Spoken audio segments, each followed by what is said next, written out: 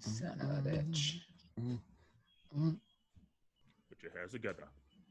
Put your hands together. That was the best verses, by the way. That got my life together because I was not in a good mood that day. There we go. And Michelle was on a call on the table, and I'm all like, recording. And she goes, test.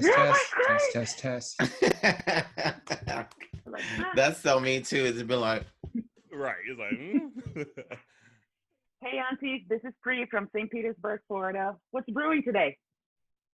Introducing AunTea Jäger.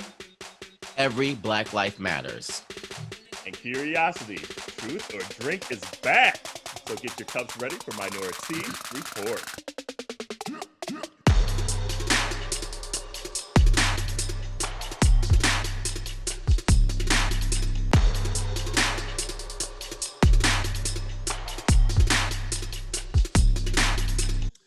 Got Hey, that one right. We Hey, did get it community. right. Hey, community. Hey, Last week was a struggle bus. that It was a a- struggle.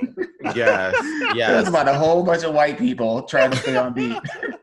It was like church at the Episcopalian, whatever their See, names I- are as in I churches. was at the Baptist church, so we had all the extra claps. No, it was a Lutheran church where they don't have any rhythm on it. They just sing it straight out. That's what that is. Well, hello, community. It's episode 69. And Hello, if you're hello. watching us on Hello, YouTube, hello. please subscribe below. Hit the bells for every new episode we have. And then also hit the like button. Hit the like button so it helps our algorithm out and everything. And but as you see, once again, it's Pride Month, and we have another auntie. Yes. Hey. And what's your auntie name? My auntie name is AunTea Jäger. Yes. Ooh, she ain't playing no games. Nah. Okay. Perfect for Playing episode none. 69. So I got this Jaeger, man. Woo! Woo. But what's your real name? I guess we'll introduce what's your real name? Your government, I guess. Well, let's not right, go right, that we in keep down the detail. line. You know, I don't Right. want no identity theft over here. I know that's right. I know that's right. Now, everybody calls me Pri, so I'm Pri Piantadosi-Lima. Free.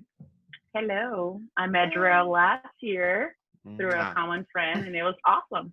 Aw. Yes. Well, thank you for being on this episode with us. And we'll dive into like you.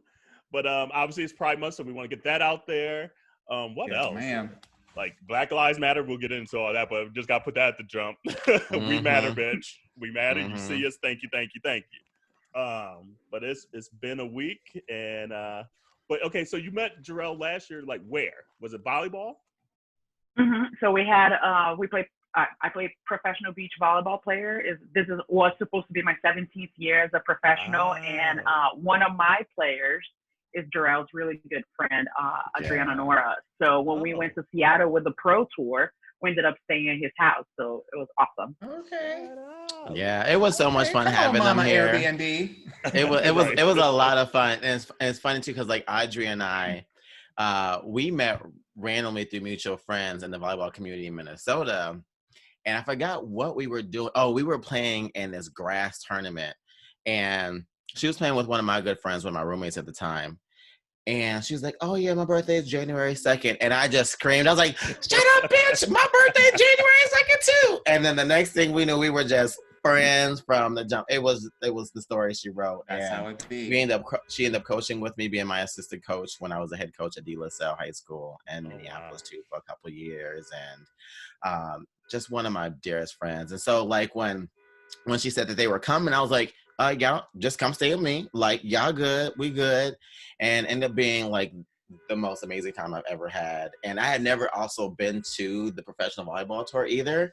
So it was cool, like behind the scenes with the players kicking it. I was like, I'm kind of a big deal. I know people who here playing. Well, who you know? Nobody. So Come on, Keith Sweat. And it was just it was an amazing time. So, and literally just, it's funny, every time I walk past that bar, the lesbian bar that we went to the night that they were. Your first lesbian bar? It was my first lesbian bar. First of all, Really? there's this all lesbian bar okay. here in Seattle, in Cap Hill. And every time I walk past it, I feel like it's not a space for me. I'm like, you know what? This is lesbian space. And I feel like I told Pri, I was like, I feel like I need a lesbian to get in. Can we please go? Because I love the music here. Yeah. I hear them outside all the time. I'll be dancing on the sidewalk. But like, they playing the cuts up in here. And so we sure did, went up in there and we turned that bitch out. I am For real. It was fun. But good. It was so much fun. And I'm walking her gear too, y'all, by the way. You know. Okay now. Yeah, I'll let her tell her story. I'll let her tell her story. You know, hey, this is your moment. Go ahead. My bad, boo. I was writing your moment. I was like, okay. Wait, so you said you've been playing pro volleyball for 17 years. Wow. Yes, for 17 years. So I came to America and I went to college, and a couple of years after college, I started playing pro. Wow. So what age did you start playing volleyball? I started, I was 15, so that makes me way older than just 17 years. So literally, isn't that kind of late in sports to start that late in 15? Yeah, especially in Brazil where volleyball is really well known. But I used to dance before I played volleyball, and then I fell in love with the sport and I started playing right away. Wow. So you're from Brazil. I got lucky because my first team had a lot of national team players for that age group. So I was literally thrown in with the Lions and I just had to keep up, and I guess I did. So clearly. Yeah, she's like, I guess I did. Yes, you did. She's yes, like, ma'am. It's like all on the pro tour. Thank you very much. Wow. So from Brazil is so on my list. I want to go to Brazil so bad. we gotta go. We gotta go. Please. We gotta figure it out. Everybody, we need to go together because it's gonna be so much fun. Oh my so god! down. I can't wait to take some people. Don't tell me that because I'll be like, remember when you said on episode 69? Right. We ain't ever gonna forget episode 69. Right. Okay. Exactly. But we get there now, the money is 6 times less for us. Oh wow. So literally, you take $1,000, it's 6,000 KI. So you're gonna just be like balling out, hey. Okay, sure. I mean, I wish I first of all, let me get 1K to take there first. Well, I'm over here talking about balling out. I need to get 1K first. Shoot, let's keep it 100. But no, once you get it, you're gonna be balling. Okay, cool. I guess that's one of the best parts of this quarantine is that all the money that we would have been spending on frivolous stuff, because bitch can't go nowhere, bitch can't do nothing, bitch got to stay at home looking at TV. Here's what I'm finding I'm doing. I'm still spending. I'm still spending on frivolous stuff, and I'm spending it on like Lysol, making sure, okay, when I see Lysol at the grocery store, I'm like, oh, let me go and get it because I don't know if we're going in the fall get another like COVID shit. So I got like 3 or 4 bottles of Lysol now. I'm one of them hoarders. Sorry. So like it's changed on the random shit I'm buying. Okay. Yeah. Look, I just bought a new wig, so I'm good. We bought a new mattress, but we needed it. See, I need one of those. That's an investment. That's not a frivolous purchase. That is an investment. Mm-hmm. That is true. Yo, I am wasting my money at this point. Like, you know what she did? It's June. You know what she bought? A fucking weighted blanket in the month of fucking June. When I tell you, now we know why she don't have that $1,000 to be rubbing you know together. What? Don't call me. You're right. That part. You're right. I mean, you're right. I ain't gonna lie. You're right. She said it. Look, but I mean, like, I didn't bought me like an air fryer. I didn't bought me like a backpack cooler. So when we go hiking, I bought me like one of those the camelbacks. You know, so when I do go hiking. And y'all know she don't go hiking, so I'm buying this shit for nothing. Right. Like, you got a backpack cooler when you go hiking. Where are you gonna put your real backpack? That part. Well, see, that's why you have a partner. She probably bought herself one of them tiny houses. Park it outside. Take that with her. I bought me a hammock. Look, I'm saving all of my money because as soon as wait, let's back that up. Yeah, you just hear what she just bought. I bought a hammock. Yeah, I did. Let me just close the door. Girl, come on now. Look, I bought that tiny little balcony y'all got. Look, no, it's one of the portable ones you can hang with the trees. You know, like because you're ready to take. take off and go to because the that's what I do. That's what I do. I'm gonna be a whole new me after this quarantine. I'm getting ready for this new growth of me. You know, this cocoon I'm gonna come out of after this quarantine. Okay. I'm gonna be a whole new outdoorsy person. So she out here feeling her lumberjack fantasy, and then as soon as things get to normal, she gonna be the same bitch going to the same places and gonna have all this shit in her house, trying to sell it on eBay. Look, I'm gonna be using it. I'm finally setting into the Seattle realness, which is all about being outdoors. So I invested like in this beautiful like picnic blanket too that it folds up and it's a cute little carrying case and it's waterproof and all this other stuff. She gonna be ready for that. Don't bought everything. He don't bought everything on Amazon. Look, she's the one keeping him in business. That's how he's the first trillionaire. Right? Because you're welcome, Bezos. Look, you're welcome. I figured it out. I'm probably saving somewhere between like $1,500 to $2,500 a month because what were you buying? Well, because I'm not going out. Well, first of all, she lives in New York, so you know everything is crazy expensive. You know, you get one drink is like $16.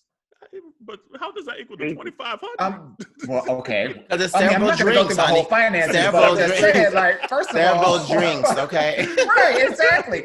And you know how we do when we go out with our friends. You pick up rounds. Like literally, when Adam and I go out to dinner on a regular, probably 3 times a week. Okay. Gotcha. Each dinner alone is probably $130 for the two of us. Wow. No, $130 because you got taxes and tip and everything else included, and we drink. And then we go out with friends. If I'm picking up a tab, whatever. But there's that part. But then there's also the travel that I do. Adam and I go, or we go separately, but mostly we go together. We're going somewhere at least once every 3 weeks. Yeah. Or we can get away somewhere. You know, so when it all adds up, it's a lot.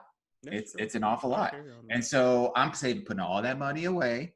Because when this thing is over and I feel like traveling, we're going balling in Brazil. Look, we're going to Brazil. That's right. Okay, we're going to Brazil. First class. Fiznik, you heard that? I know you listening, Fiznik. You heard that? We going to Brazil and we traveling every 3 weeks too, Fizz. I know you hear this. Brazil is the one place. Look, he's saying that he's going to make you pay for his trip to Brazil because he's spending his money on outdoor shit. You know what? No, I'm spending my money on stuff for the two of us. So you know what? So when we go to Brazil, don't forget your cooler bag and your all that camping gear, the hammock, the outdoor refrigerator that you bought. Don't worry, she ready. So what position, back to Pri, sorry, we done went on the side. That's okay. So what position do you play in volleyball? What's your, I guess your go-to position? Because obviously you probably, at this point, have played a lot of the positions, but. Okay, so, well, yes, but. Fuck my drag. 69. She said, well, yes. So there's indoor volleyball where you have 6 people on the court. Right. And when I played indoor, I was a middle hitter / middle blocker because you get to block and hit balls.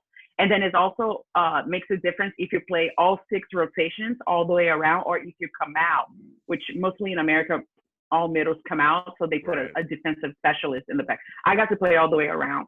Okay. But on the beach, you have either a blocker or a defender, or you kind of do both. I've been mostly a defender, but I have played full-time blocker and full-time defender. I actually got to play in all positions. Oh, wow. Yeah, I have to say, I watched her play. I watched her play last year on the tour, and let me tell y'all, she's AunTea Jäger for a reason. Ooh. Okay, like when she'll be like, "Oh, got you. What? That's all you got? Come on now. I know you can do that." Like, or she like, especially when she amping up her teammates too. Lord Jesus, look. Oh, she'd be out there. I'd be ready. I'm like, put me in. Like, I'm hyped up for you. Like, okay, we in this. I love like playing with the crowd and making my partner laugh and distracting the next team, whatever it takes. Like, I really like the whole show, not just, I don't know, just my personality. Outside of like the fundamentals, do you find that like just the spirit of the game is different here than it is back in Brazil? In terms of like how you act on the court and then how people act off the court? Yes, there's a difference. It's funny because we always have these conversations, Americans and Brazilians, and I was just talking to some veterans pretty much my idols. And the American goal was always to get the Brazilians to fight with each other because we're so passionate, you know. So they would fight, like especially back in the day, there was a lot of fight, but they would play until the end. They would never give up. But they knew that that was their chance. If they're fighting, would take away from their game a little bit. Whereas the Brazilians know that the Americans are very like, I'm not going to show too much emotion because I don't want them to know if I'm bad or if I'm good.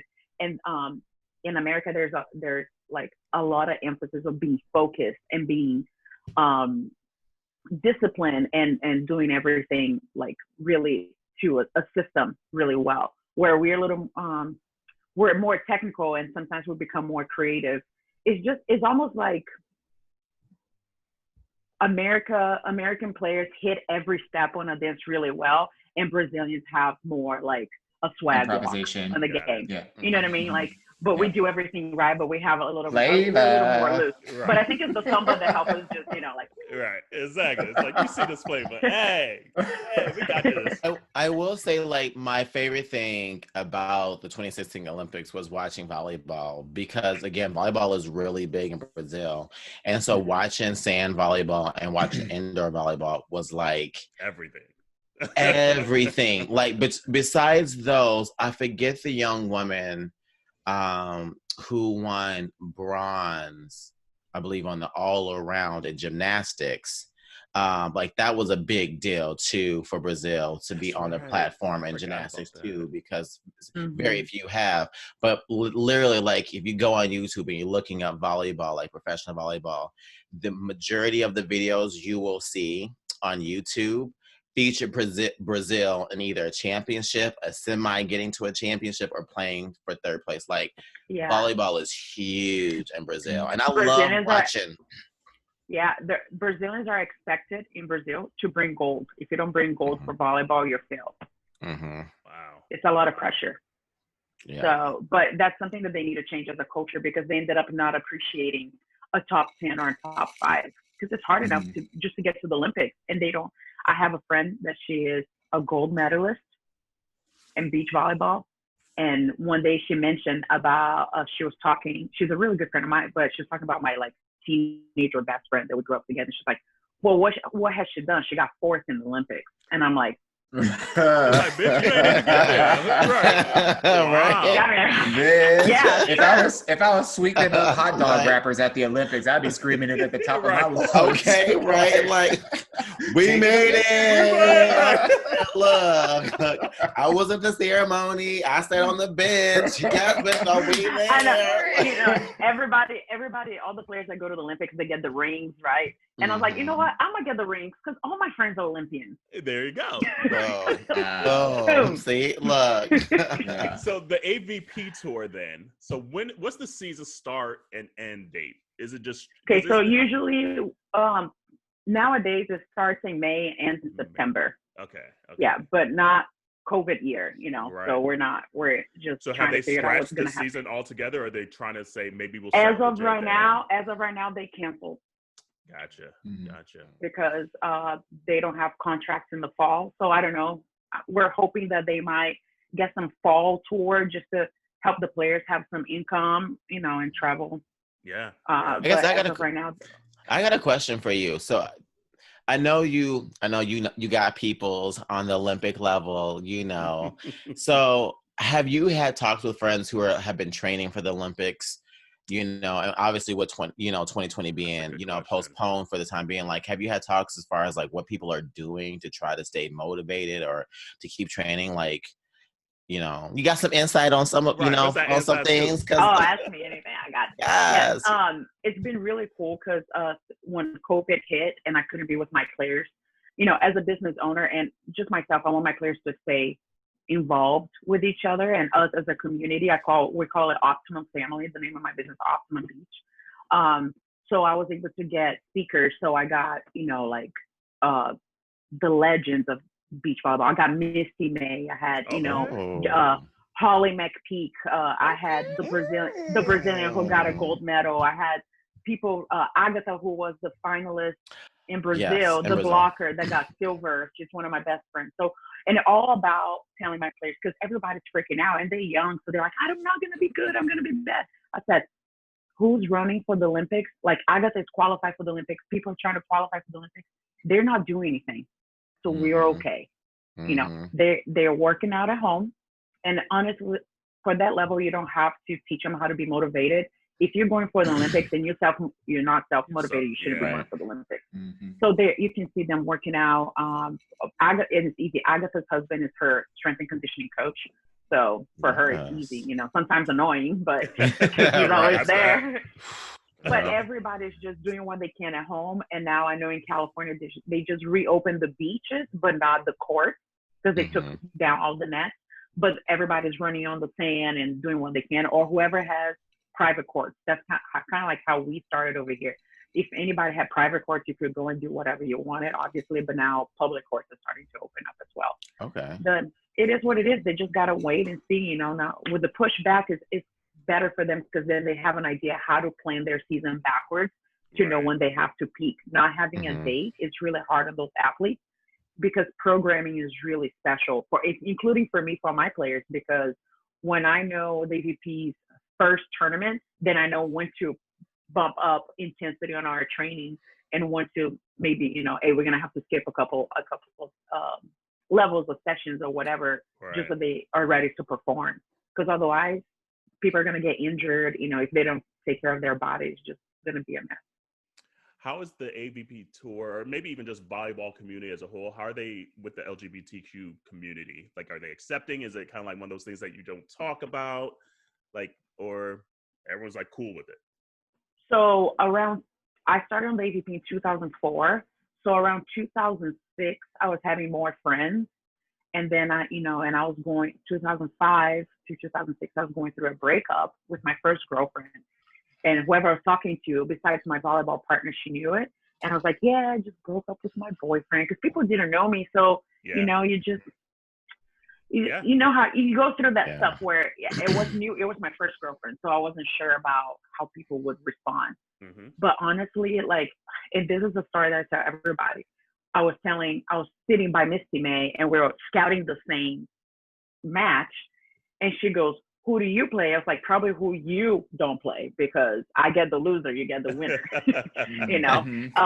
And we started talking and she's so mindful and so caring, even with people that she barely knows at that time.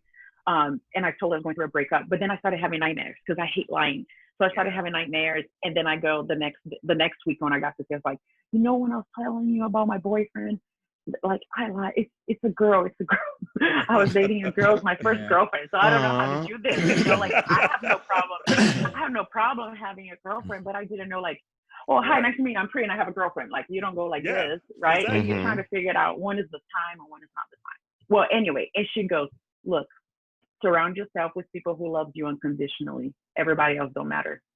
Ooh. Honestly, I went back and I was just like, it make you want to cry, right? It make you right? Yes, love it. And that's how I rebuilt myself from a huge breakup because it was hard. You know, your first like I felt like my first gay love was harder than my first hetero, you know, love. And to today, like I love everybody, but I know my circle is about people that love me unconditionally. Everybody else, I'm okay. It's not that they don't like me. It's not about that. I don't mind people don't like me. It's about like trust and wasting my emotional energy on people that it's not, they don't deserve it either, but it's like, it's just not worth it and it's okay. Exactly. Yeah. And it's okay. And 100%. I'm so forever thankful. I tell her every time, I'm so forever thankful for that she told me because it changed my life and how I'm able to protect my heart. You know, it's like, she's so awesome. Especially she's one of the best people I've ever met. She's like, it doesn't get bigger almost in the sport than her.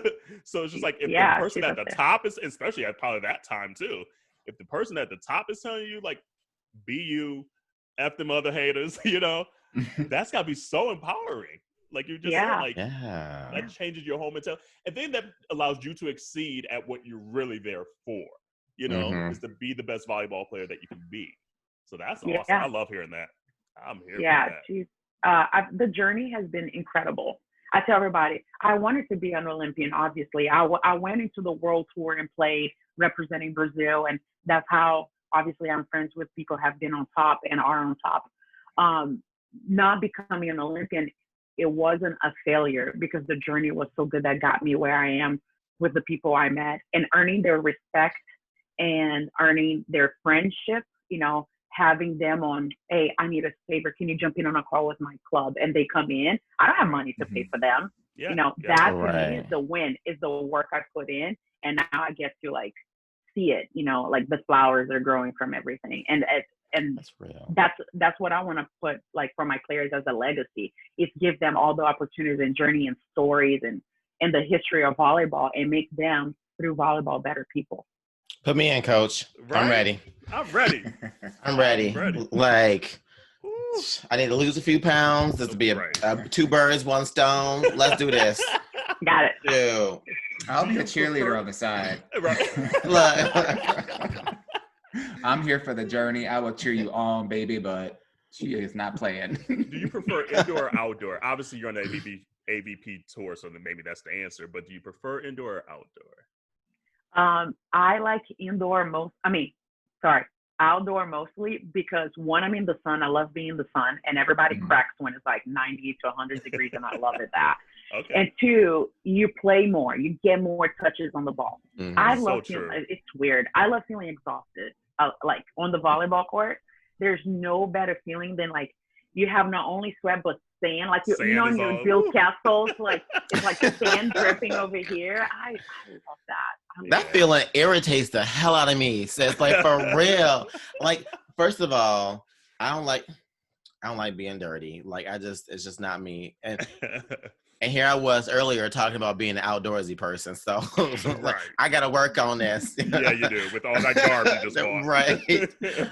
You know, I like the sense of like having sand on my body and being wet, and it just sticks to you. Speaking my language. Get it out. I'm like, why I need 5 towels to get all this off me? And I'm like, But I will say, I love the exhaustion though from playing sand volleyball. I agree with that. The full body workout that you get from outdoor volleyball is like no other.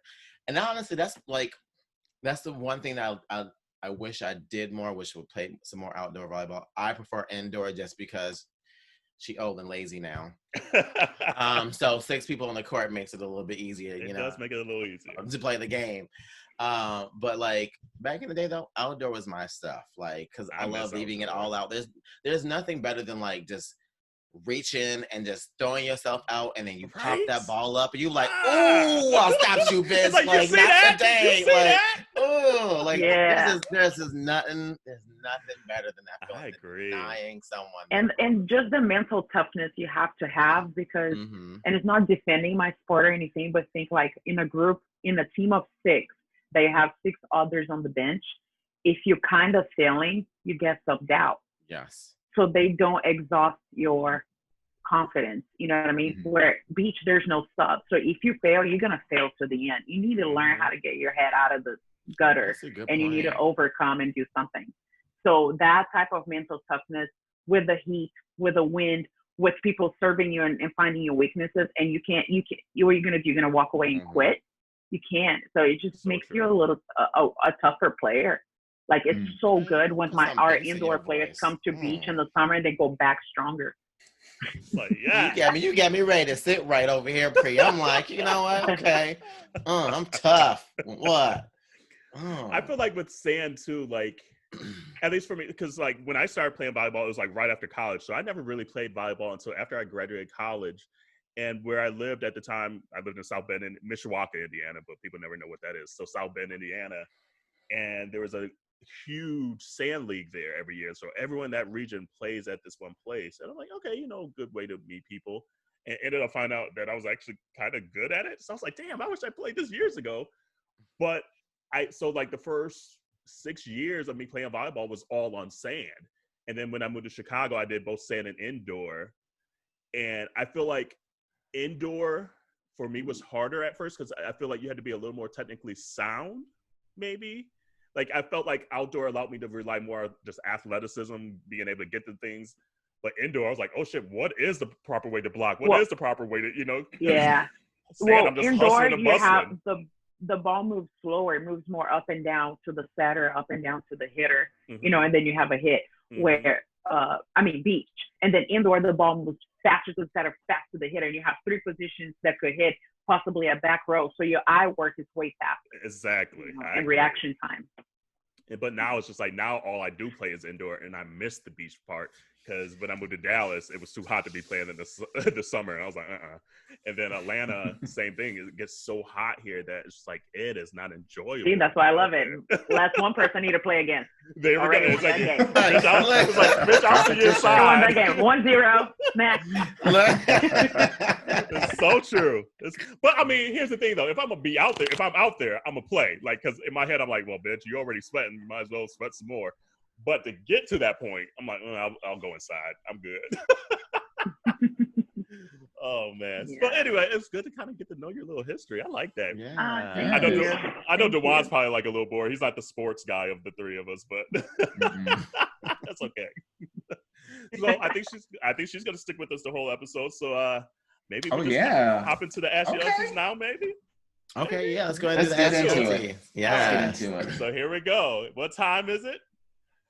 Ask your aunties. That music playing.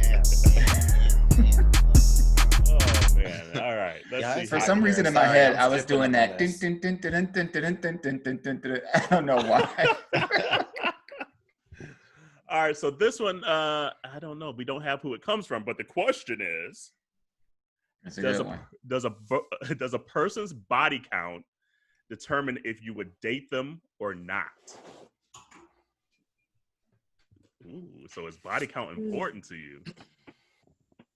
I'll let you go. Does that come in the beginning when you meet them, or after you already establish a relationship? Like, you get to know them, and because that's if you go, hey, how you doing? Kind of relationships over there. I've had.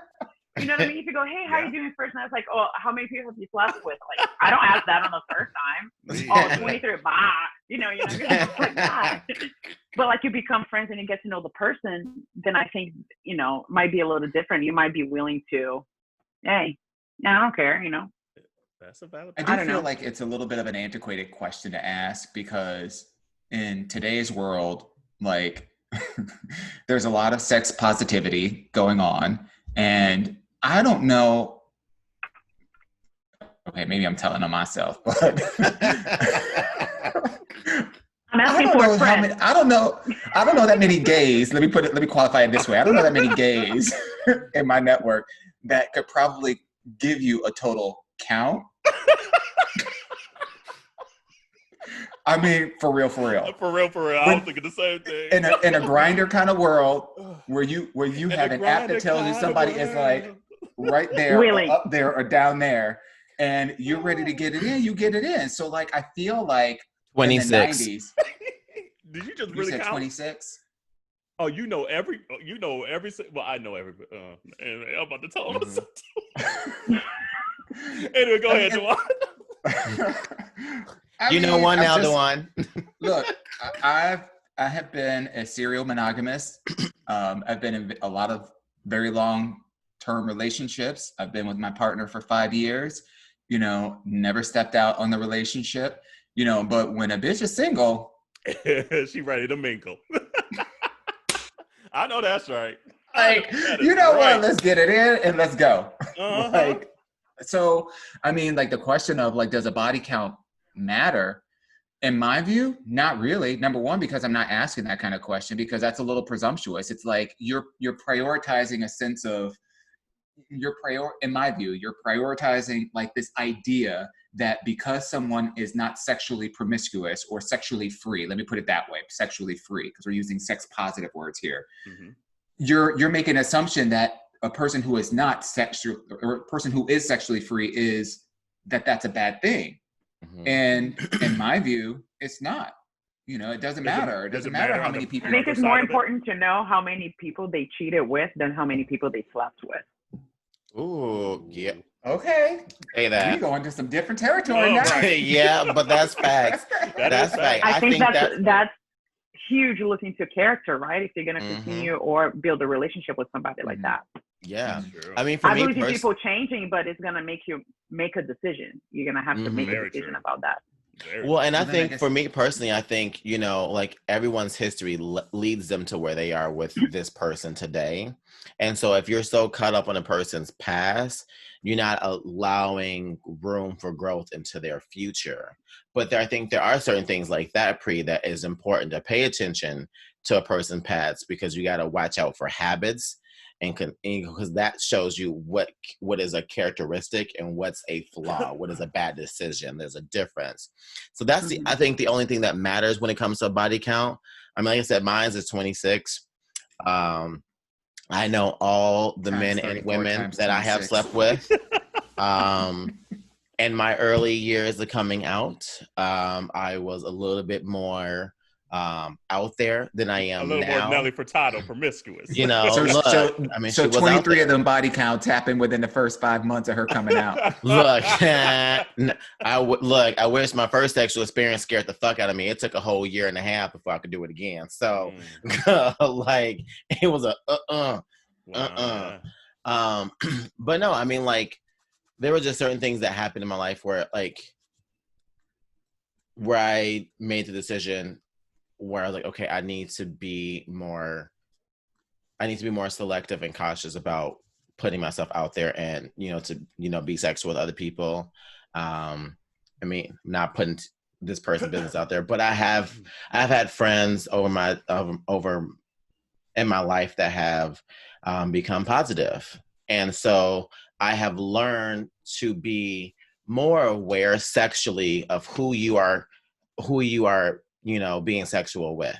Right. And so I learned to be more aware of my own health and those that I am also choosing to be sexual with. Not to say that there are any issues with anyone being HIV positive or anything of the sort like that. Or herpes. It's not, but I've learned to, not just give it away, make people work for it. I mean, y'all know in this relationship, I said on this podcast. Yes, I'm giving it away. Look, I've said on this. I'm like, take it all. Look, I've said on this podcast. Look, it was 4 or 5 months into our relationship with business where he is giving tickets. Sex. Here's number 3. Look, get in line. Now serving number 69. Like, we ain't playing no games. Look, if I have the option between doing it myself or having somebody else there, and I'm single, bitch. No, see, because I'm that person. I'm that person, and it's bad to say, and I don't condone people doing this, but I was that person who'd be in the apps that would be talking all this game, and then I'll masturbate and flake the fuck out and be like, I don't need you no more. Don't need you no more. I have my hands like honestly, like I have gone to places where that is a real thing, though. That is a real thing, because you can get worked up. You can get worked up just on the anticipation of hooking up, and then you're like, you know what, and then I'm good. I'm glad I didn't leave the house. Let me go to bed. Right? I had the yogurt. I'm good. That's funny. But yeah, for me, I don't think body count ever really even crosses my mind, and it still doesn't really, just because who cares? Yeah, as long as you like I think, Drew, you were starting to hit on it, as long as you're doing it in a healthy way and sexual positive way, and you're not putting people at risk, you're having the conversations and things like that, do what you want to do, sleep with who you want to sleep with, however many you want to sleep with. I don't care at all. But I think Pri, you hit on it, it's just if there's the cheating and things like that, I think that's legit conversations you probably need to have as you get into more of a serious relationship with whomever it is. It's just what is your past in that regard? Have you been cheated on? Have you cheated? Things like that, just to see, okay, what am I getting into? Is this going to rear its head again in a year from now or 10 years from now, whatever it may be? It also depends your headspace, right? So if you're hooking up to hook up, you don't care about anything, right? I mean, you're gonna go for it. But if you try to hook up because you try to figure it out, if you're gonna like that person, you're obviously gonna care. There's so many variables, that is going to make people care or not care about it. Because I'm one of those people that can literally have, I'm one of those people that can have a sexual experience with someone and be emotionally detached. Like, I don't need the emotion to it. So for their, like, having those sexual experiences could easily happen for me because I'm like, oh, I'm here to please, like, to have pleasure with you. And that's the only transaction that's happening here. So I don't care about anything else. And if you look at it that way, it can be very easier to have a higher body count because you're like, you know what? It's just weird about because pleasure. I have to have like some kind of an emotional connection. I not have me. to. Like for me, I'm a no and kisser. It doesn't have to be deep. I'm a no kisser. Listen, don't. See, I don't understand that. I'm a no kisser. That's a part of it.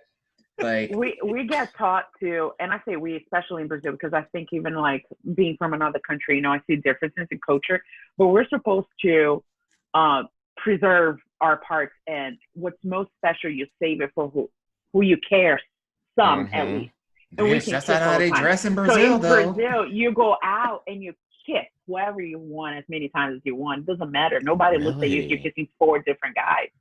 You know, you can go, you know, like it was a New Year's, me and my best friend and another friend, and we're like, let's see how many guys we kissed, and we're like in the high teens and 20s, you know, within 3 hours. It was just come on, New Year's. Okay. Kissing is so, it's close, but it's like where you get the feeling of starting getting excited. But when you go to sex and you go to your sexual part, that's your sacred part that is entering your body.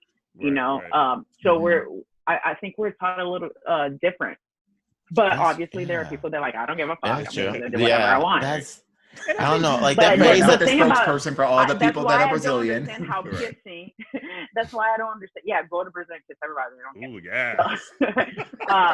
That's why I don't understand how kissing is so sacred for, you know, some Americans. Like, because we have like sayings like, do you kiss your grandmother with that mouth, or you know, like, do you kiss your mother with that mouth? Like, we like often we are taught that, like, if you are saying something dirty, then like you're you know, they shouldn't be coming out of your mouth. Or like, for instance, if you say something bad, like, people will clean your mouth, you know, they'll you know, put soap in your mouth, you know, to wash your mouth out. So like it was kind of always taught, at least for me personally, that, you know, like, what you say is very important, and what comes out of your mouth is very important, you know, so you and have what goes in your butt is not.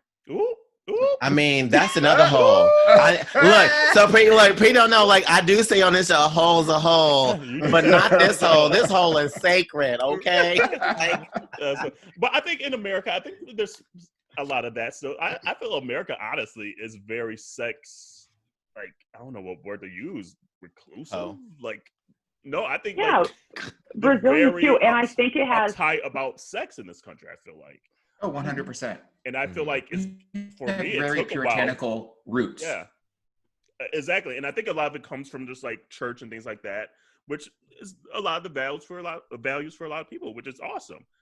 But I think what happens sometimes is you're so stuck in that you never get to a point, even if you're a virgin and you get married, having sex in your relationship, in your marriage, you're still kind of uptight about it because like you think it's almost a dirty thing, and you know, and I feel like that's a lot in America, honestly, and maybe it's a little different within the gay culture where you might get a little more promiscuous.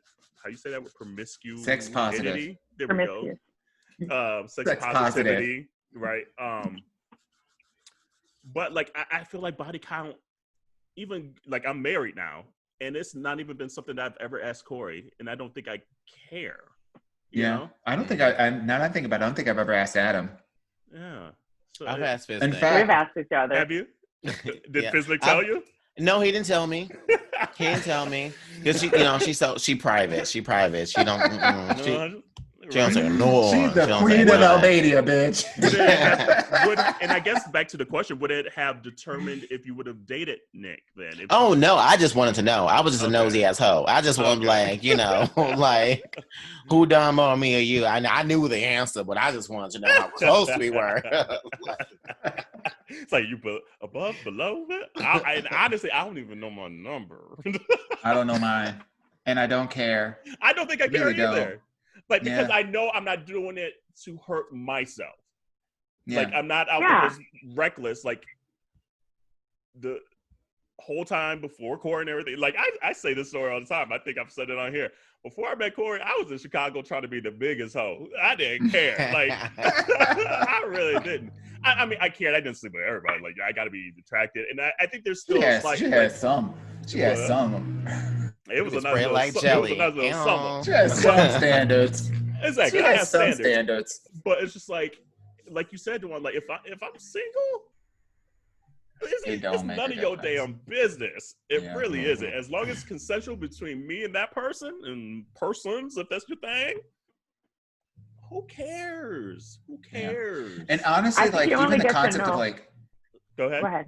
No, I was gonna say you only get to know that number really later in the relationship because that's when you're gonna ask. You know. And I don't think Corey ever asked me. I honestly don't think so. I'm sure he's going to ask me now when he hears this. He's going to be like, what is your number? we have told our number to each other. Yeah? Yeah. And it's so important that I don't remember her number. See? I think we put so much pressure on it sometimes that, like, everyone seems to care about it.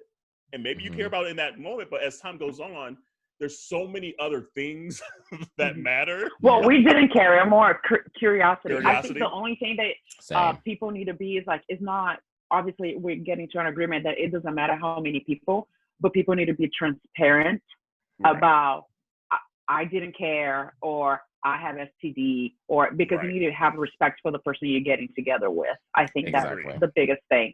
You know, being honest, transparent, and saying the truth. There is somebody out there that's like, I don't care. Let's do it either way. You're going to find somebody. But let that person have a choice to say yes or no, knowing all the facts. Yes. I agree with that statement. I agree. I'm just sitting here trying to think, like,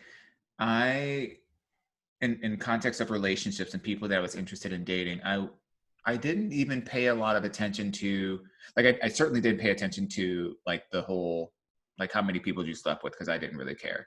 No.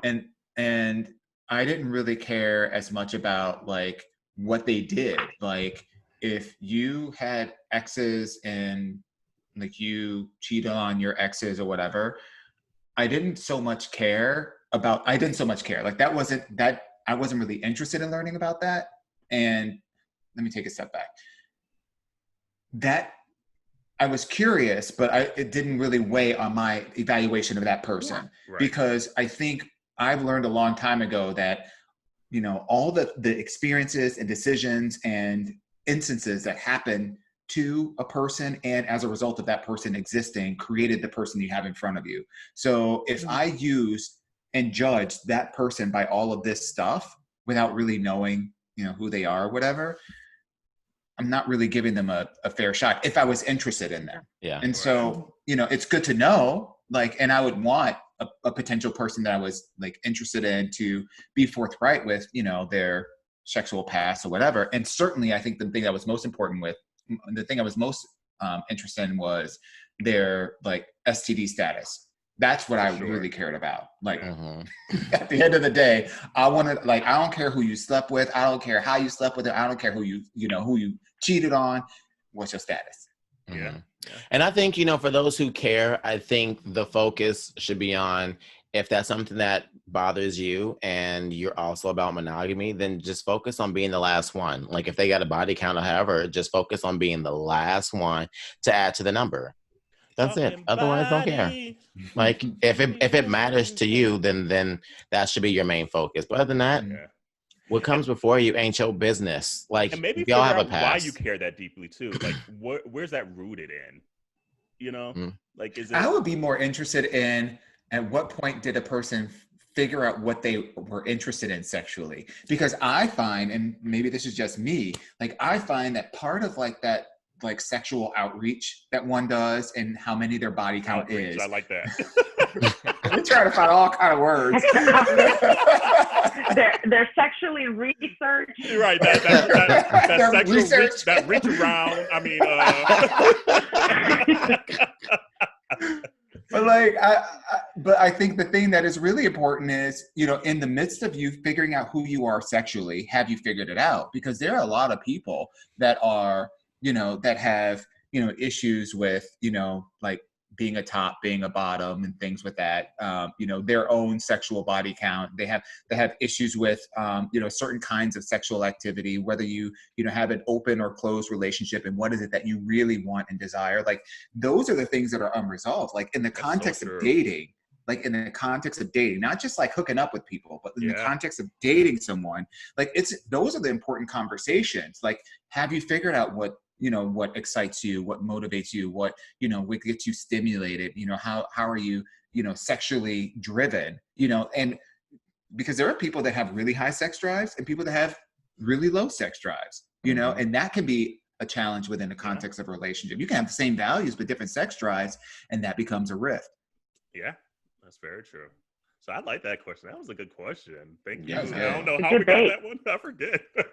I want to find out, but I want to find out from the community, like, are there people in the community that the body count is important, and then why?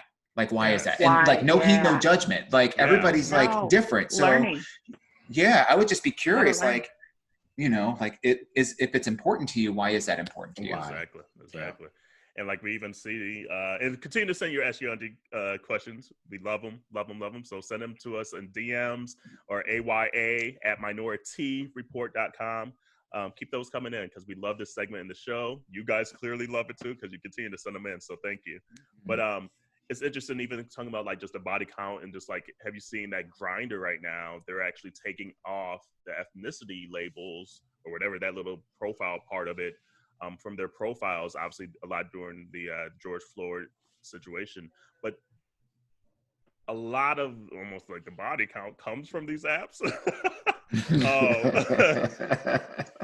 And it's interesting, Drew, you bring it up where, like, you know, sometimes you're like, yeah, okay, come over, this and that, and then you end up flaking out. I feel like that's almost a normalized thing now at this point, you know?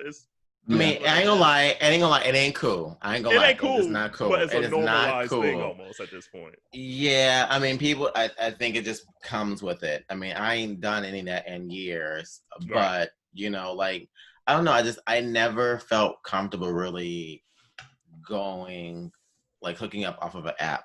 Like, the last time I was really about hooking up, like, Adam for Adam was still a thing, and you had to log on through the damn computer, okay, because it was web-based only, okay? Like, that was, like, years ago. Like, that was years ago. Everybody know that noise. Right? Wait, did y'all see the video of, like, people downloading the Grindr sound? Bitch, I was the one that told you. Yeah, you told us. Yes, the last episode. Yes. Bitch. Did you end up watching it? I watched the video. I did watch the video. Bitch, took me out. All the way out. But yeah, I mean, I have an issue with, I mean, I get what they're trying to do, but we, people of color who have been on dating apps, know the racism that hides behind, you know, these apps in general, and that's not going to change the racism on the apps. It literally starts from the company and the foundation of it, and how you present yourself from the jump. And unless they start changing from the ground up, the little thing that you do at the top of the house ain't gonna change nothing. Like, and they're gonna see that we're black. Like, that's the part. Just a different perspective. I just a slightly different perspective. You know, I think we've had a lot of conversations about, you know, like, companies and their words. And our biggest criticism is, let's not just say you're going to do something. Let's not just say, post a picture, post a black square, but like, what's the action? And I do appreciate, like, this as a step. I'm not saying that this is going to solve racism. I don't think any of us is saying that, and I think we can all agree with that. But I do like the sentiment behind it, in the sense of, you know, like, if this is one thing that we can do systematically within the application that we have designed to eliminate this kind of filtering of people by races, you know, because we're trying to be more responsible. I can appreciate that as an idea.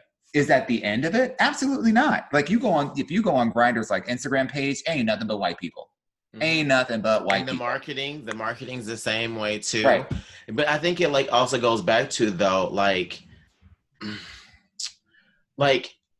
even with, like, there has always been an outcry within the LGBTQIA+ community about this being an issue. And when it's directly affecting the community, they still chose to be silent. And the fact that it happened to a cis, straight, Black man outside of the community, for them to start to want to change, it feels more like a trend than it actually feels like them genuinely giving a fuck. Because they had plenty of opportunities to make these changes. When we talk about this shit like this, every single Pride Month, or we talk about representation in the community, or you see the stories from Out Magazine or the Human Rights Campaign about equality. This isn't a new issue for the for the company.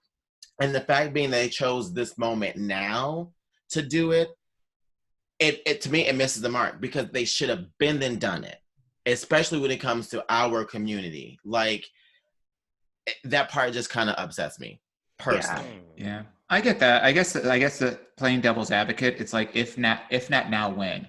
You know, so if they should have done it a long time ago, but they didn't, and now they're doing it, you know, like, you know, can we at least agree that we appreciate appreciate the fact that they're starting something now, so that we're not having the same conversation, you know, 15 months from now, 15 years from now.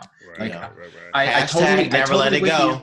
Hashtag never let it go. You know where she's saying, look, and see, like, here's the thing, like, you know, when we were talking about what's the bar in Chicago? Progress. Out of sight, out of mind. Yep. Erased from memory.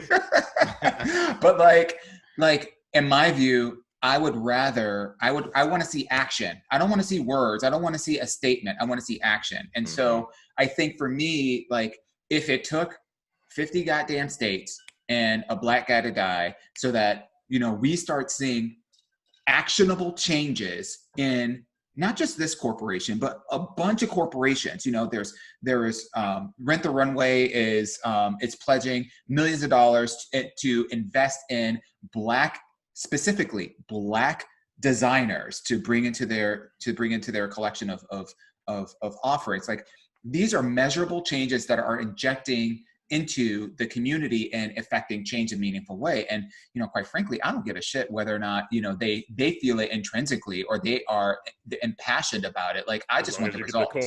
Like, I want the result. Yeah, you know, so like, if you as a person don't feel or appreciate, you know, Black people, brown people, you know, whatever, other people, whatever, but your actions are impacting us in a positive way, I'll take it. Like, you can be I care because that means then their mindset can change easily another time later. That means something else can happen and they can quickly go back to where they were before. So I want them to care from the root, because I know then that means it's going to be that across the board from ever going on forward. The challenge of it is it becomes a PR nightmare. Once you take a step towards equality, to backtrack that, it becomes a PR nightmare that can destroy the company. They're not going to do that. It's very difficult for for a company like Grindr or any other company out there to take, you know, 2 steps forward into equality and then all of a sudden say, oops, we changed our mind. We don't really believe in that. We're going to turn back. And then guess what? You have a huge backlash that's going to come. So I will take all the shit that you can give us, you know, like all the equality that we can get, all the things that break down barriers, like these kinds of things, knowing full well that it's not going to solve the problem, but every bit of progress is a bit of progress. And almost like this whole movement is going to create urgency for these companies, all companies, to act on it. So even if it's not that genuine, they're going to, business-wise, okay, you all have businesses and you know you have to do certain things, and as long as it's not unethical, that you have to move with what's going on. You have to grow with how the world is doing. And it's going to, they can't just not do it. But once they do it, just like we were talking, they can't go back because it's going to be so bad on their reputation. So from there on, it creates who's not here now and will be here in 10 years. They won't know any different. They will only know this new way. Change is being created and maintained. Yeah. So that's a positive about that. And there's volume in the silence too. So I'm sure a lot of companies are understanding that. Can you say that one more time, please? Say it for there's the hush volume in the back. in the silence. You know, like Dear diary. Alexa? Right, Alexa? Where's the volume? Where's the volume in the silence, please? Yeah, because I mean, at this point, if you're not saying anything, then you're almost complicit. Like you're almost Absolutely. agreeing to what's going on. If Absolutely. you're not outraged, if you're not speaking up, if you're not saying anything. And I think that's the interesting part. Like, you know, this week, obviously, these last couple of weeks have been challenging for so many different reasons. And I think one of the many things that has been a constant is there are a lot of people that are calling people out for being silent. Mm-hmm. You know, like, for example, you know, by the time this airs, this will be a week after, almost a full week after Blackout Tuesday, right? Mm-hmm. And I was very surprised at and I didn't stay on social media a lot because I was last week was a triggering week for me altogether. But I was on for a little bit and I was surprised at how many brands, not just people, brands that were actively advertising and promoting and hawking their goods on social media in the midst of all this stuff. And then when you go to their page, you know, because a lot of things are done on algorithms and whatnot. So there are things that happen like days later or whatever. So I get that. So then you go to their website. It's New York. It's always loud in here. I'm like, damn. They be running up that street, man. Like, but like you go to the landing pages of like, you know, and I don't want to throw out names or whatever, but because we might need sponsors later. That's right. We'll take the coin. Right, always working. I won't sell out. I don't want them.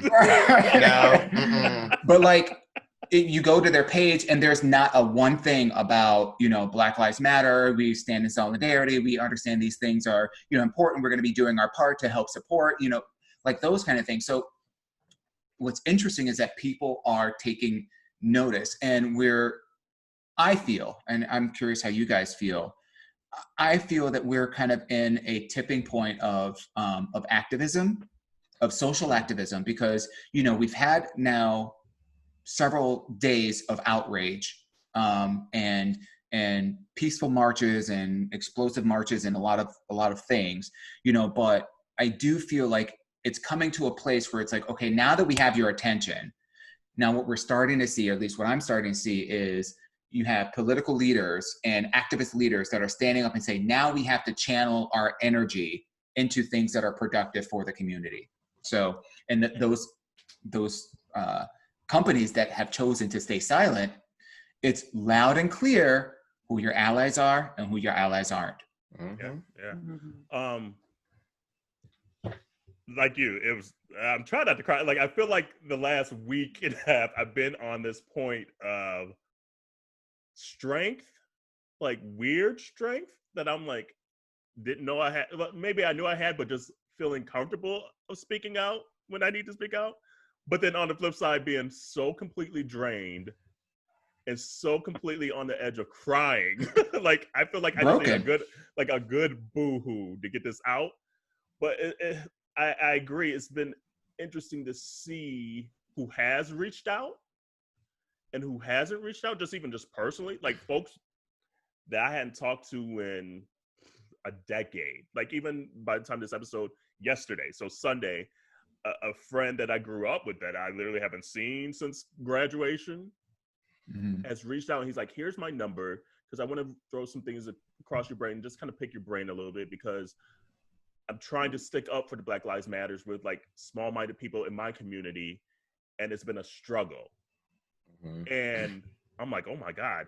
Part of me is just like, I don't want to be a subject matter expert. I don't want to figure it out.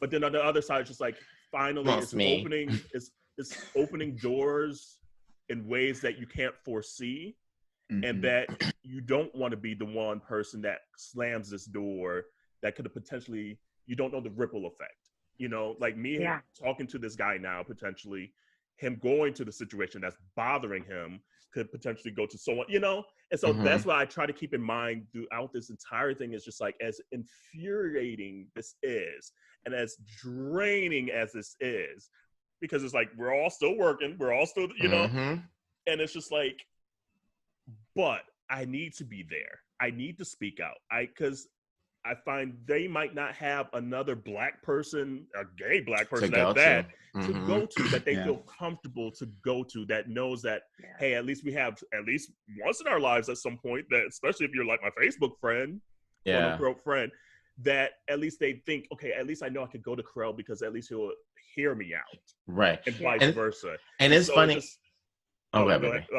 So it's just been interesting for me that the people that I thought would reach out, and some of them I get the benefit of the doubt because I see them fighting for the justice. So I don't necessarily need them to reach out to me. And we've had that conversation. I don't need that really. But it's been cool to see people being out there and taking charge and saying, no, this is what we need to do, et cetera, et cetera. But then it's also been interesting the folks that have been eerily quiet. And the companies that have been eerily quiet, and like, and like I'm debating if I'm going to say this part, but like even just like companies, even like internal companies, people reaching out and people who haven't reached out, and just the sadness, honestly, behind this anger that some people have, because it's just like, God, don't you see it? And you're still debating what's going on, and you're still upset about this building getting spray painted that got power washed the next morning. And it's just like, yes, I get this. More appropriate ways. I know. Hold on, but let me finish my thought process before you go. Because I know how you feel. I've read your Facebook. but my point is, people are still putting so much more above, when to this day you still saw it, that this dude's life got taken away from him on social media. And it's just been interesting how people are still being able to justify or layer it before it gets to George Floyd. It's like, I get there's mom and pop shops. I get there's people literally, because not all of it was good. And a lot of people were hurt. And a lot of people were out of their homes. A lot of businesses. Yeah, especially in Minneapolis. Absolutely. Absolutely in Minneapolis. You've been going for a good 10 minutes. So okay, come on, wrap it up. I didn't talk 15 minutes before that. I let y'all talk about Grindr all day long. Sure. Okay. Are you coming at me, or are you coming at the people? No, I'm coming at everything, because this part of the conversation hits real home for me. But let me get it out before, because I know you're going to talk for the next 20 then. No, I'm not going to talk for the next 20. I'm just going to rebuttal to what you got to say, and we'll keep it on moving, because you read my Facebook status, so it won't be 20 minutes, because you know. I'm done. Good. I'm done. Go ahead. I have Wait, is it the same Facebook status that I? Well, there was two, because I was going to say this story that because I had put one story out about like Dear White Allies and et cetera like that, and literally I pushed send or I pushed upload, and then Pri had called me, and she literally I saw that one too. And she was like, but you got to keep fighting. You got, like we were saying, Krell, like you got to keep, doing the fighting. And it's not against what you posted, by the way. My comment is not against what you posted, so I don't want the energy towards me. So that's not. So I'm going to tell you guys, I'm brown, but I don't have any blacks in my family, so I don't know what it is to be discriminated and being raised the way you guys were. Obviously I'm learning more and more. I've always been aware. I grew up with Black people being considered of family. So I don't have that division. I never had it. But somehow that day, he left me a voice message on the text. I was like, I'm just going to call him. And it was literally right after he pressed send. And I said, how are you doing? Obviously, like, tell me what's going on. How are you feeling? This has been so tough. I have now I know it's two, because one, I thought she was just Puerto Rican, but she's Black and Puerto Rican. But at that time, I had already talked to one of my players who was, Black. And I know she was like, she wasn't sleeping, and she had to explain her fiance is white, and he only had 2 Black friends ever. And she's the second Black friend, like, and I was the fiance. So I was checking in with Jarrell, and I was like, it's like, I'm so tired. I'm so this. And I'm like, don't understand you're tired. And I understand. It's almost like very little scheme of things. It's like being a coach that tells you the same thing over and over, and you're so tired, and people are not changing. I can't even imagine the concept of what the history behind of everybody, ancestors, how you guys just have to be taught so much different than we have. And I said, I understand you're tired, but do not stop educating those who don't know. because there are so many more people willing to listen now and learn. So part of that silence, I know even coming from my teenager players who are white and privileged, they are learning how to speak. It's really cool. I held a Zoom last night, every Wednesday, 7 p.m. That's why we're going to do this recording. I have a Zoom with my team, and it's always either about mindset or I get a speaker and we talked about volleyball. But I got those two players and I said, please tell us how this has affected you and your family and tell us how we can help. And then I had 16 through 18-year-olds and professionals together because that's like a more advanced group that play volleyball. And I was like, ask some questions. I know it's hard that we're in a safe environment. Everybody loves each other unconditionally. And you guys know you can trust me. If you're here and I'm saying you can ask questions, you can. And my teenagers, their questions were, how do I check somebody out without people getting mad at me? Because these are my friends. And think about as a teenager, a white girl teenager or white, whatever, boy or whoever, they only know family and friends. That, we have so many friends from work and from our whole journey as adults. They only have two groups of people that they get along with. So how are they going to fight or defend with their friends to be able to stand up for what they believe? So that was such a cool conversation that they were able to get more information. Right. And I'm telling you, I didn't say anything about them going to social media and whatever. And I see like 3 or 4 of them, some were already posting, but 3 or 4 of them were posting even more direct messages because they were more certain about how to talk to people and how to stand up for something but not be mean to others, because that's so important for teenagers, So on the other side, that it's so same story I told my wife and I, we always lived by be the change you want to be in the world, right?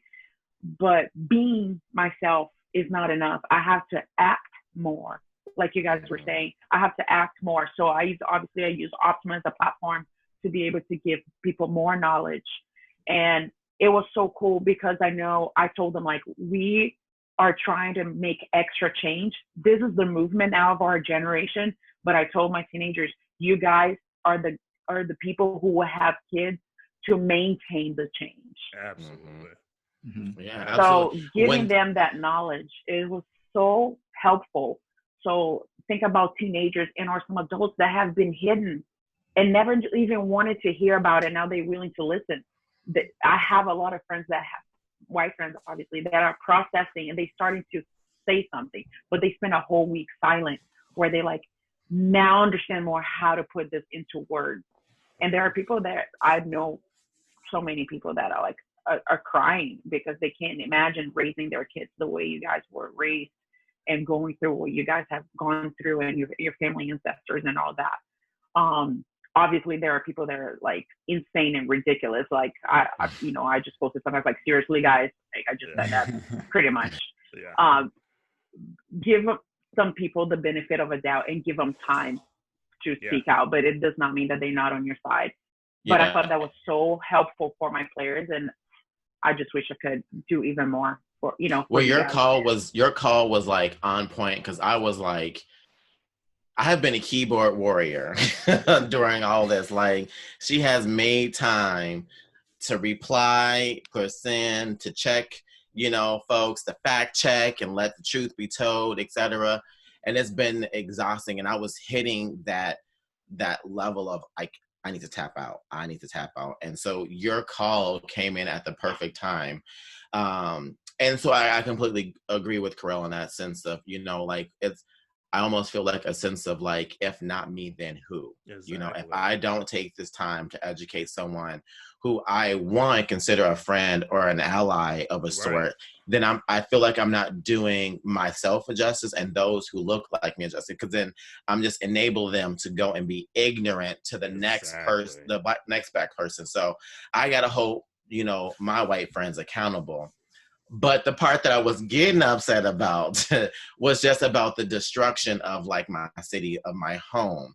Like, I literally was talking to my mother. My mother has to drive 20 minutes away from her home to fucking get groceries. Like, I was talking to her yesterday. She didn't have any toilet tissue. She had to drive to Maple Grove to get fucking toilet tissue. And on top of that, because now everyone in that area has to do, she stood in line for an hour and 10 minutes to check out. And she only went there for toilet tissue. But then she realized, well, since I'm going to be here so damn long, I might as well get everything else. But here's the thing that pisses me off, again, and this is why I don't like that argument, oh, fuck these buildings and all the rest of the stuff. My mother is fortunate. She lives in the Black neighborhood of Minneapolis, okay? The Black neighborhood, North Side. Not everyone has a vehicle or the means to go 20 fucking minutes away to get the bare minimum that they need to fucking live and exist. They also stopped the buses from running from the poor fucking neighborhoods in my city. So now the poor people definitely don't have. So now I'm so grateful that I know so many people in the city that are now raising money. They're going on these Target runs. They're going on these grocery runs. They're posting, hey, does someone need anything? I have a car. I got money. You can Venmo me, whatever. I will go and get these things for you. It's been so great to see my community come together. But the fact being that there were so many people from outside of my city that came to my city and destroyed it in the way that they did. And the amount of people who don't fucking live there saying, fuck those buildings. When you say fuck those buildings, you're saying fuck my community, which means you're saying fuck my family and my friends. And I have a fucking issue with that. I'm not saying that that building is more important than George Floyd's life. That is not what I'm saying. It's a this and that moment. Give a fuck about my family, my friends, and my community, just like you gave a fuck about George Floyd, who, guess what, was a part of that same community that I'm telling you to care about. And if you're going to care about him, you need to care about the community. And that's like when his brother went on CNN and was talking about, my brother wouldn't stand for this. This is not what he wanted. He lived for the community. He was part of the community. That is how we see it in Minneapolis, you know? And so that's why I get so mad when people make that argument about it's comparing the building or that to him. No.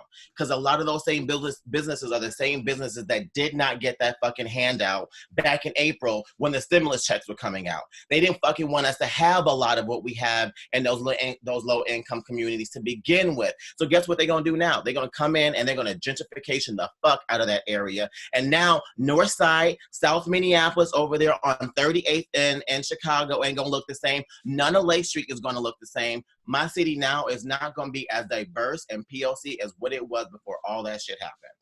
And that is the truth about Minneapolis. For those who don't live get there. Out there, that wasn't my point. So I know that wasn't your point. I know that wasn't your point. Right. But I had to get that out there because that was the number one thing, that the only issue that I've been going back and forth with other people about with this whole thing is, and again, I'm not telling people how to be upset. I want people to be upset, be angry, be outraged. But when we start taking from our own people, we are now taking steps back. And it's not okay to do that, especially if we're trying to unify at the same time. Yeah. I think the problem of it is that we have a lack of leadership within our own communities that are helping to channel these rage and aggression and frustration in a positive way, you know. And you know, this isn't an acceptance of, you know, certain kinds of behavior, but at the same time, it's just like, you know, there was a quote that Martin Luther King said, and it's, you know, that riots, and I'm paraphrasing because I can't remember it, and I've had quite a bit of Remy Martin already. I don't know how this truth or drink is gonna go because she only got like a little bit left. So I guess she'll be answering all the questions today. But there was a quote by Martin Luther King where he's talking about, you know, basically addressing the same kind of issue that was happening in 1968. And, you know, he basically said that, you know, and I'm paraphrasing, but it's essentially, you know, this idea of rioting is, you know, the expression for those who feel that they don't have a voice and cannot be heard. Yeah, riots are the language of the unheard. Thank you. And so, you know, what I take from that is, you know, that it's expected that in times of significant racial inequality and frustration and your backs are in a corner, you're going to have people specifically under lack of leadership who are going to act out in the only way that they know how. Yeah. And it's not right. In a sense, it's not like, I struggle with the terminology, but at the end of the day, I understand it. And I think at the end of the day, I think we need to use our collective platforms in whatever capacity that we have them to help channel this energy in a way that is productive, not necessarily destructive. You know, like I said earlier in the podcast, you know, we have the nation's attention right now. The question is, what are we going to do about it? Yeah. The question is, can we turn the anger, the sadness, the frustration, the despair, and all these things that we're feeling all at once into a cogent call to action that we can stand behind? And if we can't, then it's for naught. But I believe, and I get the sense that and this is what's giving me hope, is that we're starting to see that. We're starting to see the tide starting to change, and we're starting to see that, you know, the demands for the disenfranchised, that is not exclusive to the Black community, because let's not forget, we got a whole bunch of brown people that are in cages right now. Yeah. Let's not forget that this is gay pride from the Black community.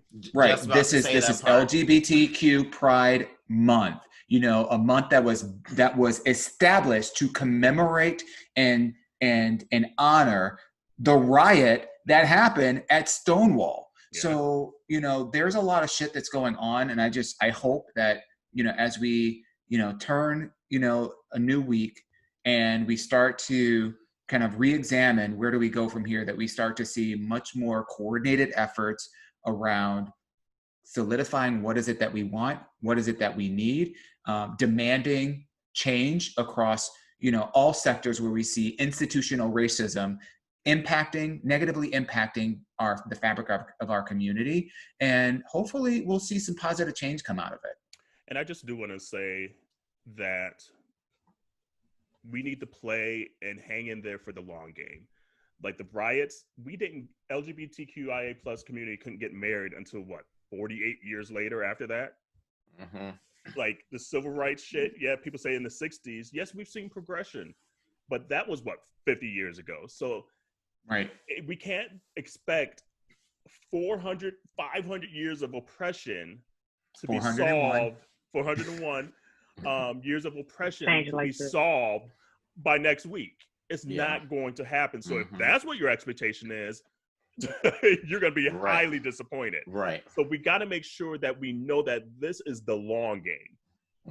There's stuff that we could do now, but it might be a decade. It might be 20 years from now that we get a law that we need to help us or whatever it may be.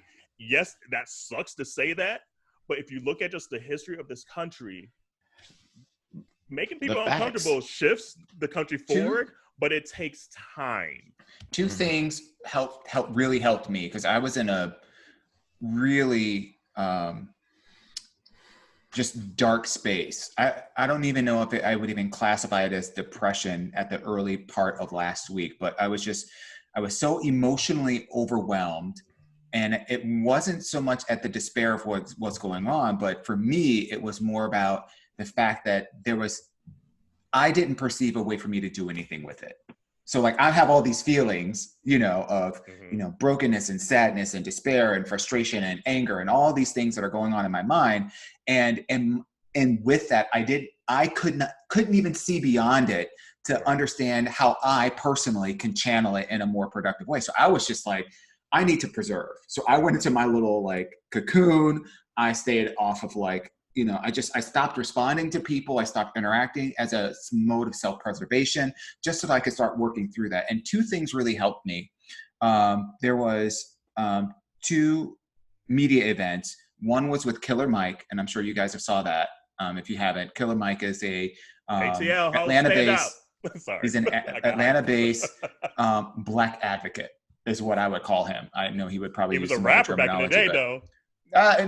Yes, he was. Yes, he was. Come on now. Come on, Killer. But Killer Mike has had, in my view, one of the most prolific voices for the Black community in terms of how do we leverage our collective intelligence, voice, and power, and mobilizing and articulating in a language that I think we can all understand. Absolutely. Because he comes from the hood, he speaks for the hood, but he speaks in a way that we all can understand and appreciate where he's coming from. He's got a really great show on HBO that's all about, and I forget the name of it. I can't remember the name off the top of my head, but it's on HBO. And it's specifically about, he was doing a social experiment trying to live 100% off of Black-owned businesses in Atlanta, which is the blackest fucking city in the entire United States. And it was a struggle. It was a struggle. He kind of did it. He kind of did it. But I digress. I'm getting to it. So he had an opportunity to speak at a press conference after the aftermath of what happened. And he shared a lot of the sentiments. And his speech, it's 8 minutes. Please go out there and watch it. The other thing that really helped me was President Obama. And yes, I said President Obama because President Obama. That's who he is. And collectively, those two things brought me out of my funk, because one of the things that your aunties, we've been telling you guys is we have to stand firmly in our power of voting. And more specifically, yes, who's, in the White House is part of the problem, but what's happening in your local jurisdictions matter. I said that right. Okay. Yes. She got she's a little cloudy right now. But what's happening in your local districts is more important than what's happening federally. And Georgia's election's tomorrow, by the way, the day after this drops. So Tuesday, June 9th, speaking on that, it's not just November. So Georgia, if you ain't out tomorrow or whatever day you listen to this, today, June 9th, I don't want to hear from you. I don't, because we have a local election right now that's going to help our local community. And that's the ultimate point. Like for me, I was struggling with how do I channel this? And part of the way that I channel this is understanding that there is a path forward and that there is a vision and that we have leaders that are stepping up to help carve the way. And this is anchoring into old school activist strategy. So now that we have, because the first part of activism is get their attention. We have their attention now. Now we have to mobilize, we have to organize, we have to strategize, and there's another eyes that I'm forgetting, but it's voter eyes. Making it up. But it's act. It's basically leveraging the power that we have to affect meaningful change in the seats where it makes the most difference. And one of the ways you can do that is exercising your right to vote. Absolutely. And stay like, we've been trying to post a lot on social media, like pay attention to the story. That's where I'm finding at least is a little easier to post, but we're trying to do our job as well to make sure you guys are up to date on whether it be buying from Black-owned businesses, eating at Black-owned restaurants, voting, the dates for voting, trying to post all that stuff on there. That way you guys are aware of what you can do and what you could potentially share with your friends, because I know a lot of people are asking, like it's our job. Y'all created the issue. Y'all figured this shit out, but we're making it easy. And do a Google search. Like everything's popping up on Google. Girl, right now. So, I literally said that in that status. I literally said that in that status to my white allies. But like Google is your friend. Everybody got Google on their friend. Alexa, Alexa and Google. I call it Google University. Google University. Google University. Right. Seriously, you can find. I'll be the first one to say that, my form of activism is not to get out in the street and like with a mask or whatever and throw up my fist. That's not my first form of activism. Everybody's form of activism can look differently. Absolutely. But for those of you who are struggling with like, what can I do? And you have no idea, use your vote.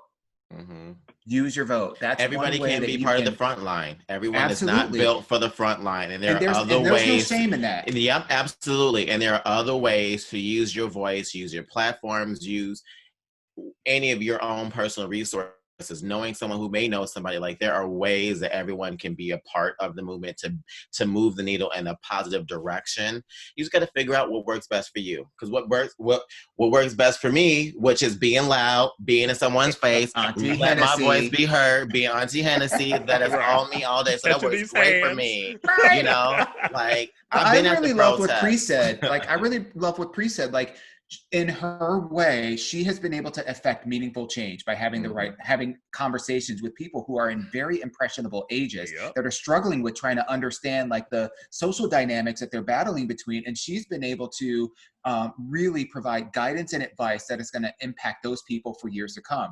Keep it up. Yeah, like you can affect change wherever you are at. You just have to have the mindset that that's what you're going to do. But I wouldn't be able to do that if I didn't have the conversations I had with Jarrell and Amber.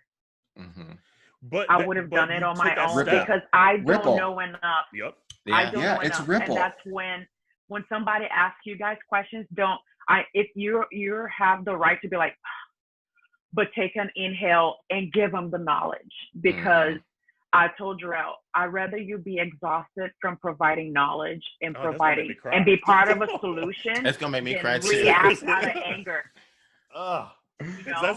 You have all the right to have your feelings, but don't stop fighting. Get tired now. You're finally being heard. Get tired now, so you guys can rest later, because you have more people in your team now than ever. Yeah, absolutely. I think it's funny because like that was the thing I find myself getting when I wrote that status. Cry. Because I'm tired. Same, exactly. And I was too. And I was like, if I get one more text message of having to explain how I feel, and I don't understand how I feel because I haven't taken the time for myself, because I've been educating everybody else. I was just like, I was at this point where I was just like, I can't. And literally, Pri, like you called me right after I posted that, and it literally gave me the strength to be like, and so since then, I've still had people like, text me and reach out to me. And instead of being like, I'm not going to say anything, I just wait until I have the right words to say something. And I've made sure to respond and to make sure that I do it because you reminded me that I have a job, not just for me, but for all the rest of us, like we can't say all Black Lives Matter. And I not care about what my impact on my one friend who's asking me might affect to other people that look like me, and I've come to the impact 14 people that call.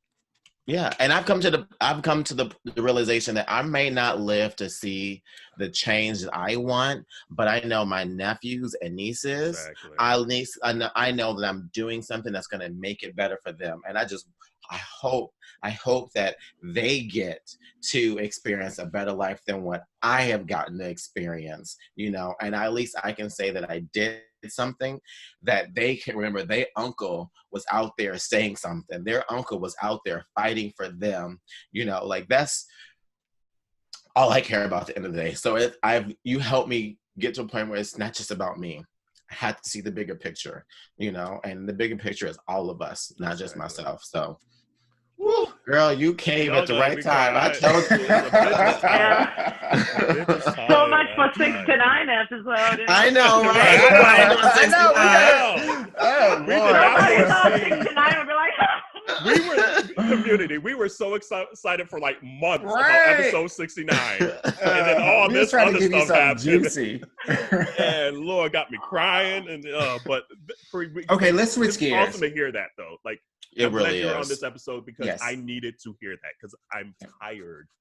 Like, I am so tired. Like, I'm tired. I think it's great what Jarrell, you just get to it. Like, find your balance. You have all the right to feel all your emotions. Think about all the grief, all the anger. It's just a huge spectrum of negative emotions.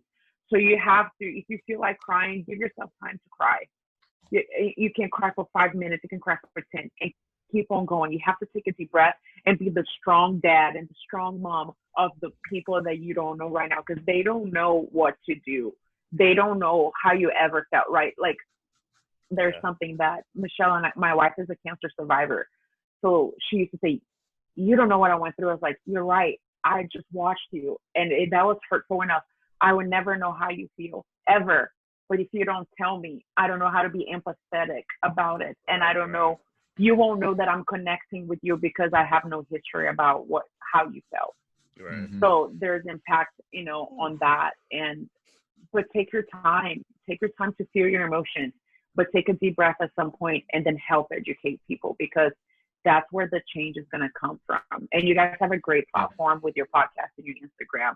And that's what I try to use with my Instagram. And throughout my players and our Zoom calls. I will always be here. If you need me anything, like I'll repost, I'll do, whatever I can. I'm learning more. Just being a good person, is not enough, and it's not enough knowledge. I told my players, just like we watched Just Mercy and we watched I Am Not Your Negro. And then there's so many other things. I was like, rewatch what you already watched, because you're not watching a movie anymore. You're watching history. Real life. And you're understanding now how people actually were treated and felt. Y'all see why I love her? Do y'all see this? Like, I tell y'all, like, we need to get Pri on this show. Like, I told, like, like, you just gave me my Yala moment. Look, and let me tell you, and this is what it was like the first time I met Pri. This isn't just like Pri now, like this has always been Pri. Like, child. I had to start calling her Auntie Holy Water. Right, come on, come on. She didn't brought the Holy Ghost. She didn't brought the Spirit. All right. Well, how are you gonna talk about 69 and after that? Right. So it's episode 69. And one episode, it was the husband's episode. You guys loved when we played Truth or Dare. Yes. So we're gonna bring that back. We're gonna try to keep It's actually Truth or Drink. It's actually Truth or Drink. Whatever the fuck this shit is. I'm all over the place. My bad. My brain is so out of it. So Jarrell, you go first. Whatever question. I'm trying to pull myself together. I got a question. Okay, you can go first, Bill. Okay, because I haven't been crying. Damn. I mean, dude, I'm just saying. No. Oh, wait, hold on. No shade. Last week he said, "Oh, Carell digging." Okay, you digging this week, girl? No, actually not a dig at all. I'm just saying. I'm playing with you. No, she ready. I was ready. Okay, who was the last person besides your partner or your kids whose junk you've seen? For what? Like in real life or like on the internet or something? No, real life. Real life. Who's the last person besides your partner or kids whose junk, their privates, that you've seen? Oh man, that's a good question. Mine will be my ex. Go for it, Auntie Jäger. My grandpa's, when he was in the hospital, and I helped paint him. See, now you just gonna make me say Next question. Next question. I made something up. Like my neighbor was mowing the lawn and his robe floating open. I think the last one I saw. I can be honest, or I can be funny. So I like the honesty, but be honest. I think the last one I saw was at the strip club at Swinging Richards on my birthday. Yeah, that's actually mine's will then to be Swinging Richards. Mine's will be Swinging Richards when we went there as the group. Then, yep. It got me a little birthday dance. It was nasty. Mine was Atlantic City 2 months ago, and it was a friend of mine's because we were at a spa. Oh, okay. Oh, y'all went to the spa. We went to the spa in Atlantic City. So. Okay. I mean, it wasn't sexual, but you know. Right. It was what it was. All right, I got a question. Okay. Okay. What's the weirdest porn that you've ever clicked on? I feel like we talked about that once. We did talk about this. Well, said, I don't know if we want to bring this back up. What'd you say, Dewan? Because I don't remember this one. Oh, I remember. Tell it again, Dewan. I feel like Dewan is going to win this. Go ahead. He did. What was it? I don't even remember. The weirdest porn that I've ever seen. Because I don't think it was phrased in that kind of way. So I have to think about that one. The weirdest porn that I've seen. Wait, the weirdest porn that I've seen lately or ever in life? That you ever. The weirdest one that I've seen. Oh my God, I can't believe I'm saying this. Oh my God, this is like, I can't get the video out of my head. I don't know. Oh my God. Okay, long story short, I've seen someone who was an amputee, like literally just like going to town in someone. It's like with the amputee part? With the amputee arm, just. Okay. They gotta get it in too. That was weird. What's the name of that? I don't even know how I got there. Like, wow. This is why you don't go to page 46 of Pornhub, okay? Because like, you get all look. Right. You get the deep dive shit. In college, we would have a couple of Friday nights out here and there that we would watch midget porn. Oh, really? With the popcorn. With the popcorn? Oh, y'all were just casually just. Oh, I know the weirdest one. I think this isn't like really, really bad, but it's weird. and it's straight. So y'all straight people out there, y'all cis people out there, you're just going to take this one. It was a cisgender straight porn called Brown Bagging Beauties. And the whole the title. Wait, I need a time. Yeah, out. Hold on, I need a time out. The premise of the movie was basically. It was weird. It was weird. Basically, it was a porno with all the guys having sex with women that had brown bags on their, like literally like brown paper bags over their heads. Oh, okay. That's not where my mind went. Okay, that's not where my mind went. That's okay. I mean, it's just, okay, they weren't like, I didn't say brown tea bagging beauties. I said brown bagging. But way to ground us, girl, because she went to orbit with that title, bitch. I was, okay, man, she was in Jupiter, girl. Think it was going to be about? Look, Dude, after some of these porn titles, girl, when you hear something like brown bagging beauties, like you just, the last thing I thought was a physical brown bag, okay? Like it was just, yeah. Them brown bags were fucked up by the end of it. Let me just tell you. You know how sloppy straight porn is? Yeah, that's true. I mean, the bags was all like twisted over.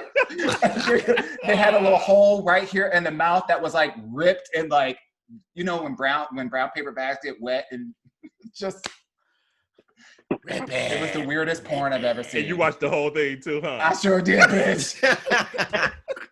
Did they share the bags? Was it one bag? No, they had different bags. And the killer part about it is they only had the women couldn't see out of it because it was the men having sex with the women with the brown bags on. But they had eyeballs that were drawn on the bags and just a hole for the mouth. I cannot. So they could breathe. I cannot with you. Yes. You could ask my friend Edgar. He saw it too. There. Oh my God. I cannot with you. Shout out to Edgar. I mean, Come on, Edgar. Shout out to Edgar. I cannot with you. All right, Krill, what's your question?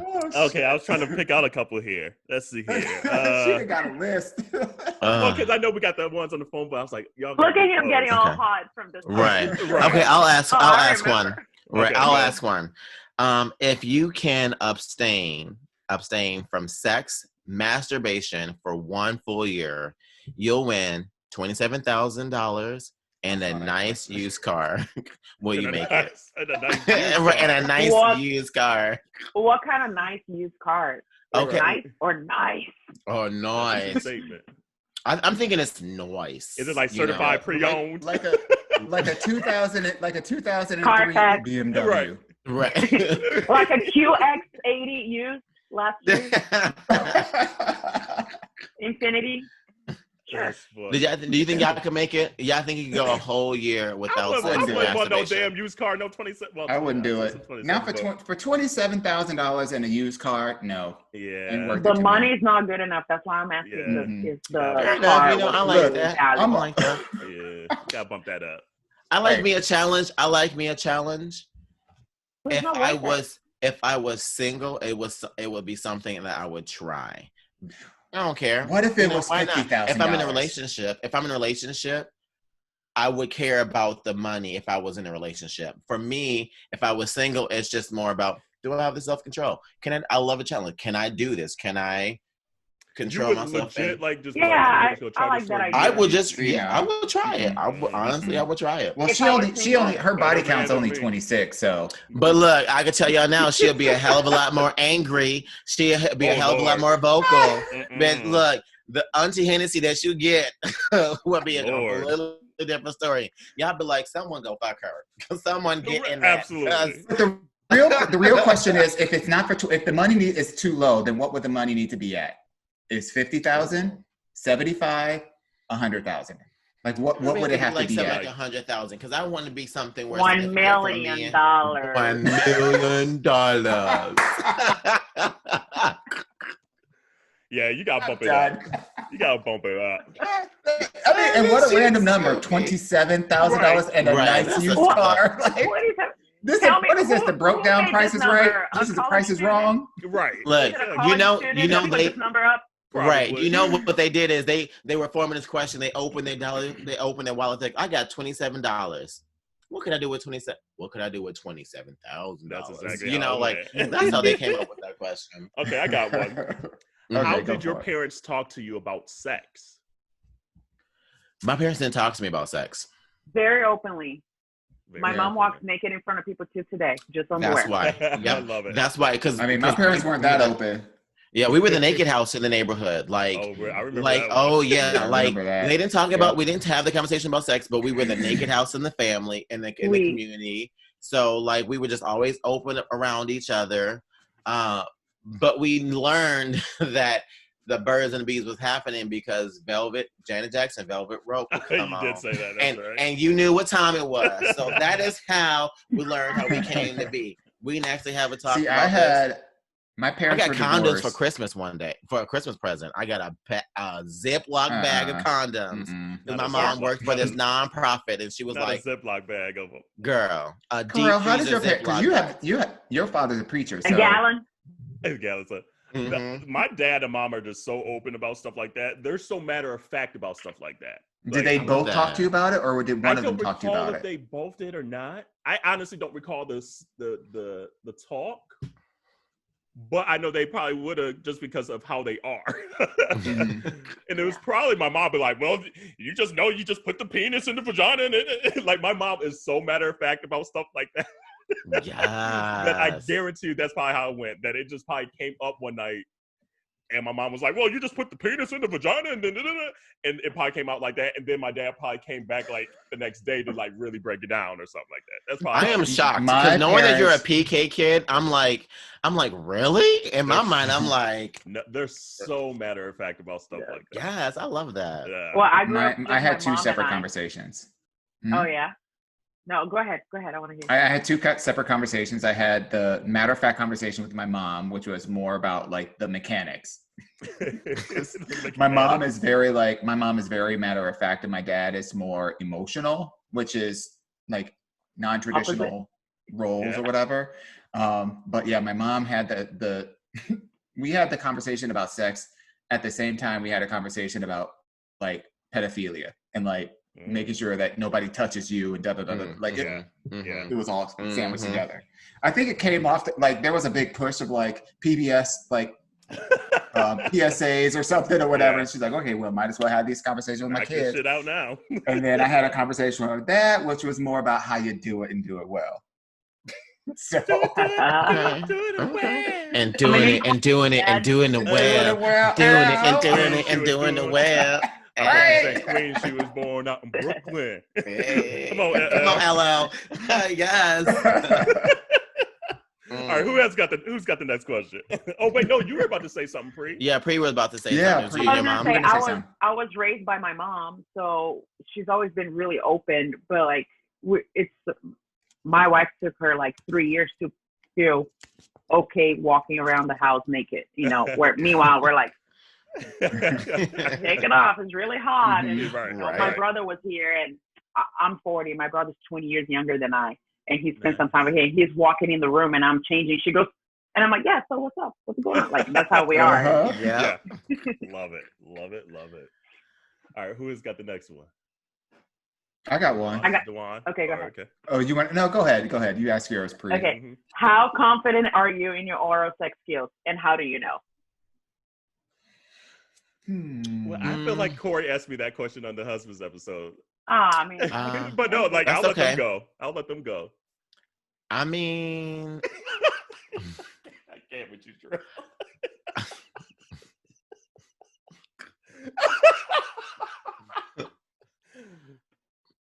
You know, she only had 26. Let's be clear. Yeah, it seems like you have a lot of experience. So girl, tell us about it. Girl, you rep your skills if you think you're good. No, it's not about repping my skills. She can make change with her booty, right? That's true. You know what? That is true. It's true. That's a true statement. It's true. Y'all, community, if you miss one episode, you miss a lot. You miss a lot. Which one is that I need to go back to? That was episode 67, I think. 67. It was 2 episodes ago. Episode 67. Look. It was towards the beginning of the episode, too.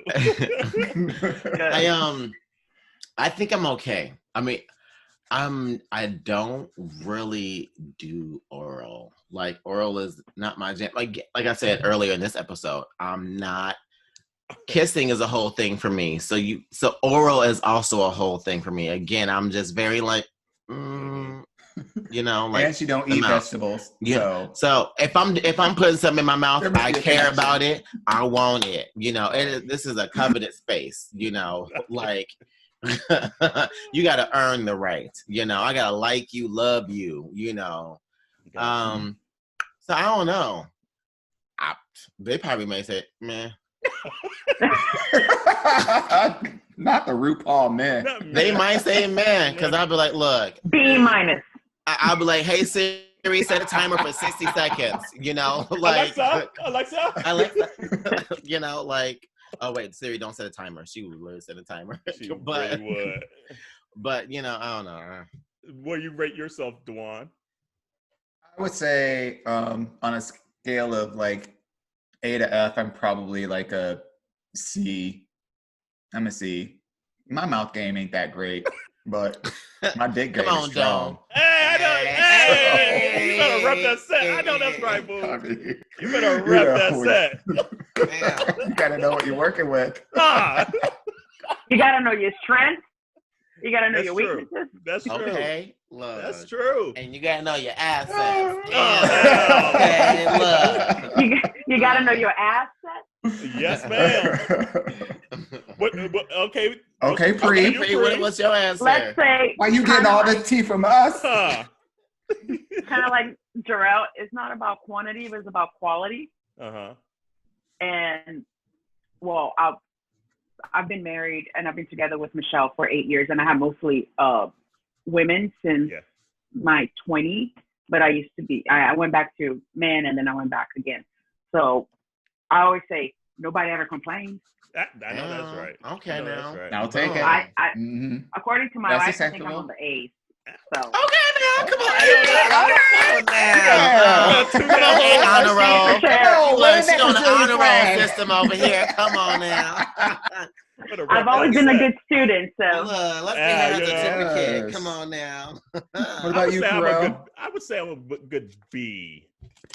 Like I don't have like an oral fixation. Like a lot of people are like, oh no, dick. Me, I'm like, okay, it's nice. I enjoy it here and there. It's not like the first thing I enjoy, but you know, over time you get some skill sets. She said, I've introduced some lollipops and some Jolly Ranchers into my game. I say a solid B. Look, not the Tootsie Roll commercial.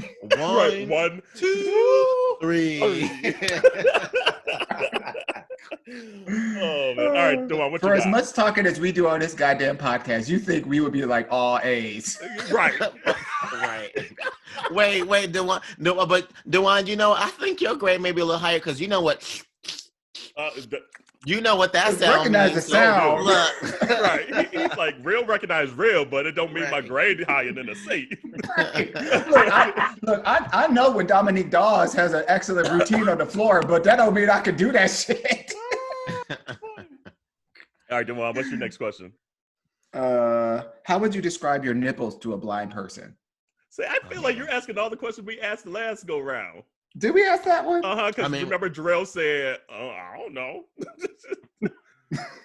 Okay, I'll pick another one. Yeah, get it. Like this. Oh. Okay, come on. Do you have another question? Go ahead, Jarrell, while he's looking. I was going to say, describe your first time having sex. Include every cringy detail. Did we say that one? But I told y'all mine. Yeah, you did tell us yours. Yeah. All right, I need to hear more stories about the one because every time. Oh, but mine. I don't know. Like, I'm pretty look. Okay, what's yours? He can't even talk about his stories. He always has to laugh before. Go ahead. I want to hear it. My first one wasn't bad. Like mine was just uneventful kind of. But my first gay one, I could say that one because that was crazy. Okay. It was at so like I said earlier in the episode, I lived in Indiana when I first came out of college, but I would always go to Chicago. And I just and I didn't know what market days was at all. I just happened to go to Chicago on a market days weekend. And oh Lord. Like, oh God. You set this one up. You gotta deliver. I know, it's just like you gotta deliver. No, it's not that. It's just like, damn, why am I telling all my business all the time? So go to market days, go to Sidetrack, whatever. This guy and I started talking and making out, blah, blah, blah. And so actually I told part of the story. My wildest whatever location to have sex or whatever. Oh yes, yeah, I remember you telling that. It was that weekend. Oh my When I gosh. had sex outside and the mosquitoes were eating my butt. And then we left that and then went to my car. And car sex is not cool. Like, it's not fun. It's not like it is in the movies. And I'm 6'2". I'm too tall, too big to be up and like maneuver. So that was my first gay sex moment. And it was all of that. Like, it was all craziness all around, like outdoor sex and then that's too much. But it was memorable, I guess. Mine's was bad.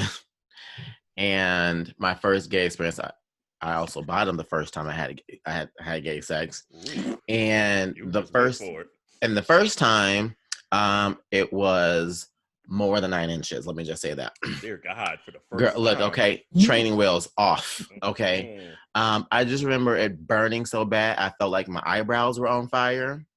And the next thing I know, I was crying. Not the eyebrows. And then the next thing I know, he was offering me ice cream because I was so hysterical. For real, I was so hysterical. And I had only been 18 for like 6 months. So I was like brand fucking new. Like, what kind of ice cream? Look, it was mint chocolate chip ice cream. No, actually, no, it was birthday cake. It was birthday cake ice cream. I forget the name of the ice cream shop in St. Paul. But I just remember I was just like, I literally was in tears crying. I couldn't do it. And he was I'm like, still stuck on the eyebrows burning. Like, look. That's how it be like, though. Ooh, right. Sometimes you just get it and you just like, ooh. You're like, you gotta make that face, where you're like, you just. It's survival mode at that point. Relax all your muscles. Not today, bitch. Not today. And I want to see the faces of like our straight allies that listen to our show, because I be getting texts sometimes, be like, "Oh my God, I never knew." So I'm sure at this point they're like, "Oh my God." Look, I will say though, some of my straight allies have been coming to me about anal sex though. Shout out to some of my straight friends out there that be like, I got questions about anal sex. I'd be like, yes, here we go. Oh Lord. What about y'all? What about Pri or Duan? What were y'all's? My first sex was with my first girlfriend. I actually was like 20, almost 21. It was really sweet. Aww. I'm so boring. I know. Here I am telling all my outdoor stories. We were each other's first girlfriends, so we were like discovering ourselves. We didn't even know what gay. It was like, are we gay? Right. Like we're all like, yeah, a couple of weeks before. It's like, okay, I'm in love with you. Aww. Here for it. And then Duan got to follow up with. And now we're gonna, Once upon a time, I was out. Not long ago, I was out. No, I shared this already with you guys, but you're hearing it for the first time. My first sexual experience was a gay experience, and so you was laughing at me. He can't even. Exactly. Well, I was just thinking about his pubic hair because he shaved it all off, and I hated that. I hated it. One of his pubic hair stories. The gum, the shaved off right. look. But like we were going at it, and Mom, you can fast forward just. Mom, there's like 5 minutes left, so just stay hanging with us. We got 3 minutes. But it really wasn't the sex part that was the problem, because the sex was it was fine or whatever. The problem of it was that he had his dog in the room, and it was a miniature poodle, and the poodle hopped on the bed and was watching us have sex, and every once in a while would get on my leg and start humping my leg as we were having sex. That's so, what I forgot you told. I shook my leg once to try to get it off, And he didn't get off. And so then, no, he didn't get off. And so then I shook it really hard, basically kicked the dog off the bed. They went, whoop, and then I looked over like, oh, what's wrong with the dog? And then the whole mood was just wrapped after that. So maybe, by shaking the dog, your leg, by kicking the dog, it made you a new move. And I'm not a big fan of like people who have dogs that allow their dogs in the room when you're having sex with them. I don't like that at all. I don't like that at all. My dogs are literally like this. Literally, like I had. They just stare. They just stare. Literally right there. I'm like, It was like a big dog too, and hair was Anyway, telling all my business. Okay, let's do one more question because we had 2 hours. I know. I don't think we have time. Do we have time? Because we got like 2 minutes left. There's no way all 4 of us going to answer in 2 minutes. We'll bring this back. We'll bring this back. Okay, we'll bring this back. All right. But before we wrap up, I do got to. Before we wrap up, I do have to say, fuck Drew Brees. One. Say that again. Yes. Fuck Drew Brees. One. Absolutely. Especially because of the fact that he has kneeled and he has stood beside us, and then now he took all that shit back. So fuck you. Yep. 2, I'm excited for the NBA to come back. Me too. Yes, I'm here for it. Me too. 3, all Black Lives Matter. Trans, gay, bisexual, whatever. If you are Black, your Black life matters. And if anyone thinks others, then you don't understand what Black lives matter, okay? And just call yourself a fucking bigot, because that's exactly what you are if you don't. That part. Especially trans. And thank you to my lovely Pri for coming. Yes, for coming too. We're gonna have to have you back. Thank you about that energy. You said you don't made us cry, so we're gonna have to bring you back. Yes. Pri, you were the first woman that we've had too as a guest too. Yes. Like, she set the bar up here. Yes. She set it up here. So community, it was so much fun. Thank you. Oh, thank you. Absolutely. No, and community, please be sure to subscribe, and we'll see you next week. Yes. Have a great week, Bye, guys. y'all. Bye.